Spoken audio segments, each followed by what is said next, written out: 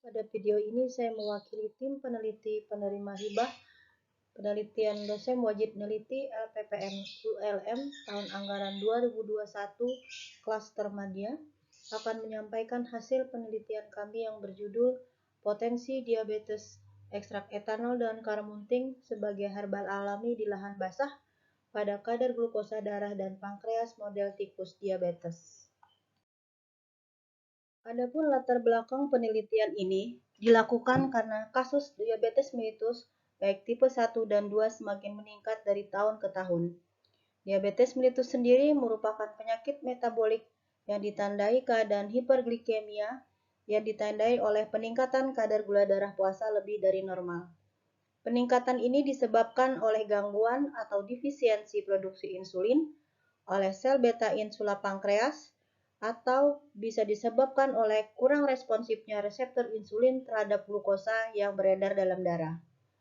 Terapi diabetes mellitus terdiri atas dua jenis, yaitu terapi non-farmakoterapi dan terapi farmakoterapi. Karena penyakit DM termasuk penyakit kronis, maka pada saat pasien harus memulai terapi farmakoterapi dalam jangka waktu yang panjang, menjadi masalah tersendiri bagi penderitanya. Obat-obatan yang mahal disertai efek samping obat dengan penggunaan jangka waktu yang panjang membuat orang beralih mencari obat-obatan herbal sebagai alternatif medisin yang dipercaya selama ini berpotensi sebagai fitofarmaka untuk mengobati diabetes mellitus. Diabetes mellitus dapat disembuhkan dengan tumbuhan obat yang diperkirakan memiliki senyawa-senyawa yang berkhasiat sebagai antidiabetes mellitus. Karamunting sendiri digunakan sebagai di masyarakat Kalimantan sebagai obat penurun gula darah.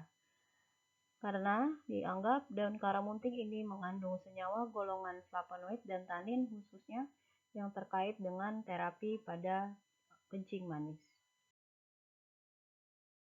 Daun karamunting yang mengandung senyawa flavonoid merupakan metabolisme yang berpotensi sebagai antioksidan yang menyebabkan berkurangnya stres oksidatif yang terjadi akibat proses hiperglikemia dengan cara mengurangi resistensi insulin dan mencegah perkembangan disfungsi dan kerusakan sel beta pankreas.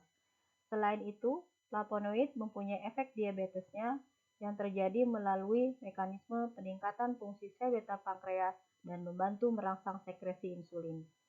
Dalam daun karamunting juga terdapat tanin yang juga memacu metabolisme glukosa dan lemak, sehingga terhindarlah penimbunan zat tersebut.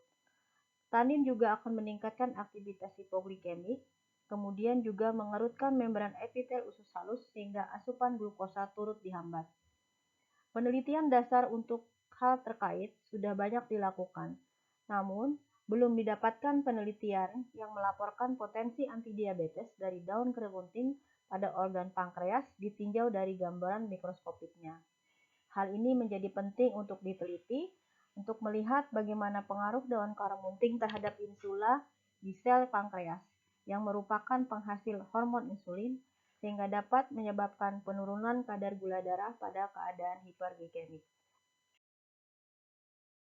Adapun rumusan masalah pada penelitian ini adalah apakah terdapat potensi antidiabetes ekstrak etanol daun karamunting sebagai herbal alami di lahan basah pada kadar glukosa darah dan pankreas model tikus diabetes.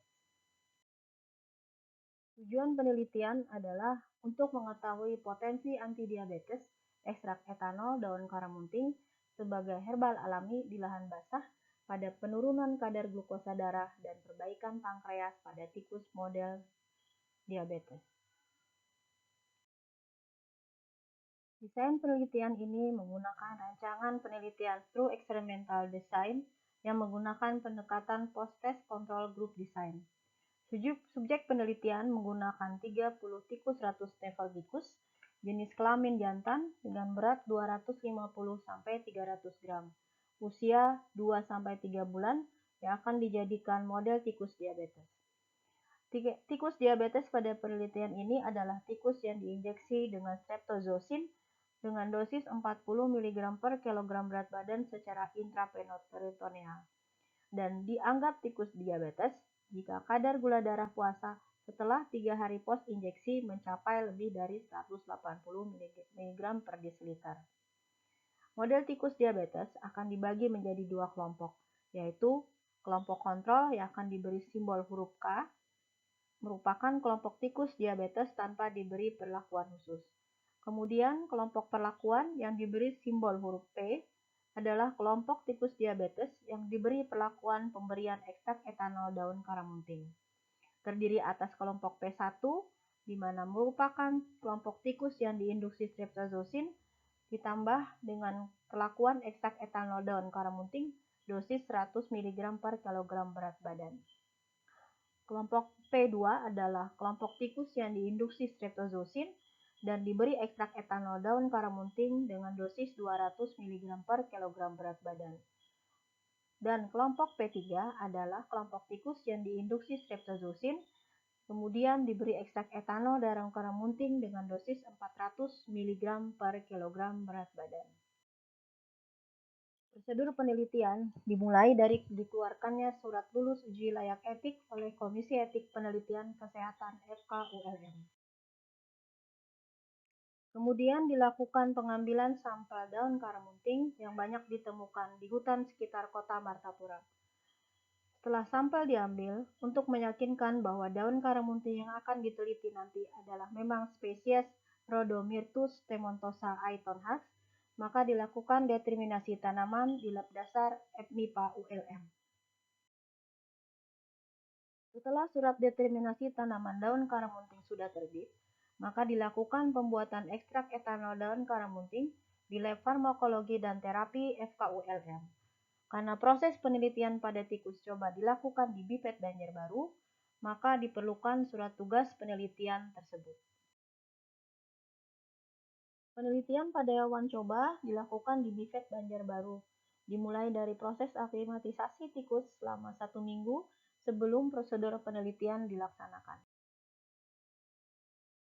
Setelah proses aklimatisasi selesai, maka dilakukan prosedur pemodelan tikus diabetes, yaitu dengan melakukan penyuntikan Streptajet dosis 40 mg per kilogram berat badan secara intraperitoneal.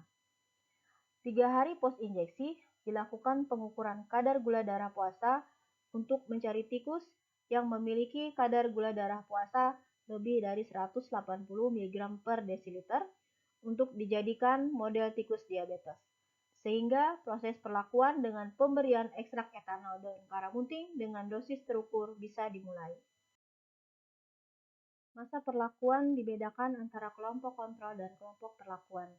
Pada kelompok kontrol tidak dilakukan perlakuan khusus, jadi hanya diberi makan minum secara ad libitum. Sedangkan pada kelompok perlakuan, dilakukan pemberian ekstrak etanol daun karamunting dengan dosis terukur setiap harinya 1 kali sehari di waktu yang sama. Pemberian menggunakan soda lambung. Selama masa perlakuan, semua kelompok tikus penelitian diperhatikan kondisi fisiknya. Pada hari ke-15 merupakan masa determinasi masa perlakuan. Sebelum proses determinasi dilakukan, terlebih dahulu dilakukan pengecekan kadar gula darah puasa masing-masing dari kelompok tikus. Selanjutnya, dilakukan proses nekropsi organ untuk mengambil organ pankreas untuk dibuat sediaan histo-PA-nya. Selanjutnya dilakukan prosedur pembuatan preparat histo-PA organ pankreas yang diwarnai dengan pewarnaan He.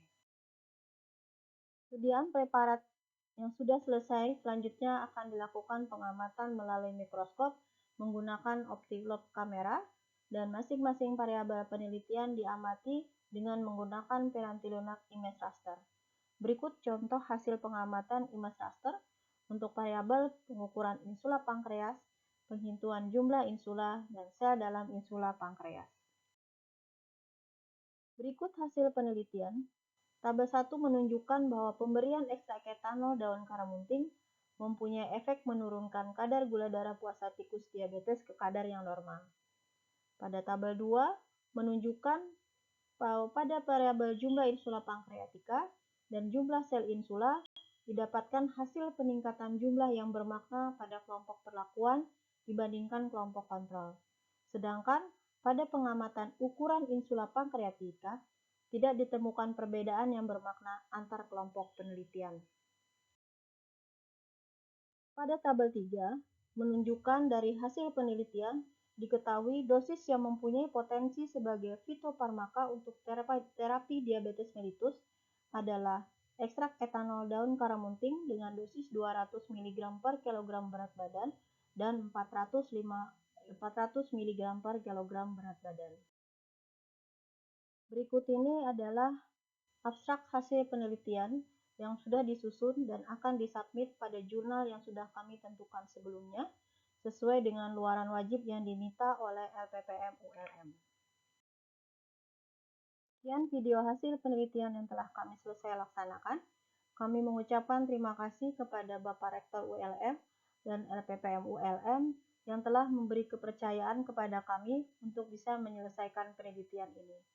Semoga penelitian ini bisa berlanjut karena masih banyak yang bisa digali dari penelitian dasar ini. Assalamualaikum warahmatullahi wabarakatuh.